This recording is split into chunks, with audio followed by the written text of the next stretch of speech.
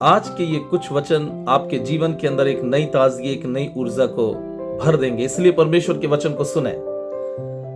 पहला यूहन्ना उसका 4 अध्याय उसके 7 पद से लेकर हम पढ़ेंगे 12 पद तक। हे प्रियो, हम आपस में प्रेम रखें, क्योंकि प्रेम परमेश्वर से है। जो प्रेम करता है वह परमेश्वर से जन्मा है और परमेश्वर को जानता है। जो प्रेम नहीं रखता वह परमेश्वर को नहीं जानता, क्योंकि परमेश्वर प्रेम है। जो प्रेम परमेश्वर हमसे रखता है वह इस बात से प्रकट हुआ कि परमेश्वर ने अपने इकलौते पुत्र को जगत में भेजा है कि हम उसके द्वारा जीवन पाएं। प्रेम इसमें नहीं कि हमने परमेश्वर से प्रेम किया, पर इसमें है कि उसने हमसे प्रेम किया और हमारे पापों के प्रायश्चित के लिए अपने पुत्र अर्थात यीशु मसीह को भेजा।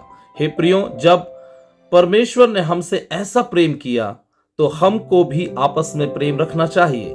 परमेश्वर को कभी किसी ने नहीं देखा। यदि हम आपस में प्रेम रखें तो परमेश्वर हम में बना रहता है और उसका प्रेम हम में सिद्ध हो गया है।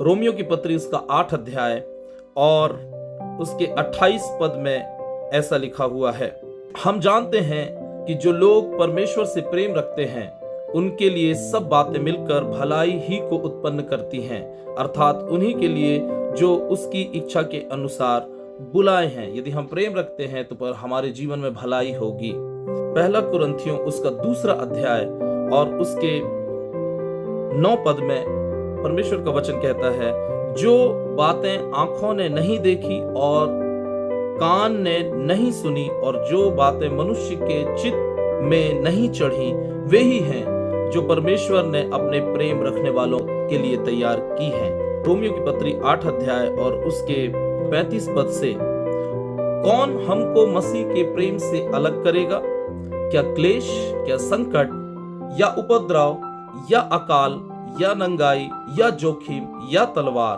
परंतु इन सब बातों में हम उसके द्वारा जिसने हमसे प्रेम किया है जयवंत से भी बढ़कर हैं।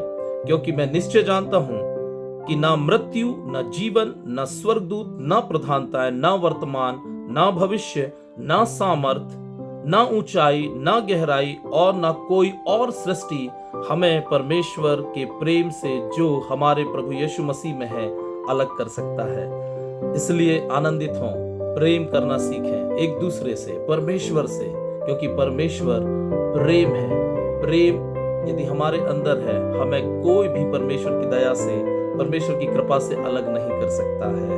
और जो बातें लोगों ने न देखी है न सुनी है, परमेश्वर अपने प्रेम करने वालों के लिए परमेश्वर ने रखी हुई है। और जो लोग परमेश्वर से प्रेम करते हैं, भले ही परिस्थितियां कितनी विपरीत क्यों ना हो, मैं आपको कहना चाहूंगा आज की सुबह सब बातें मिलकर भलाई को उत्पन्न करेंगी। सब बातें मिलकर भलाई को उत्पन्न करेंगी। इसलिए ढाढ़स बांधें, इन वचनों को पढ़ें, याद करें, रट लें और बोलना शुरू करें। सब कुछ बदल जाएगा। परमेश्वर आपको आशीष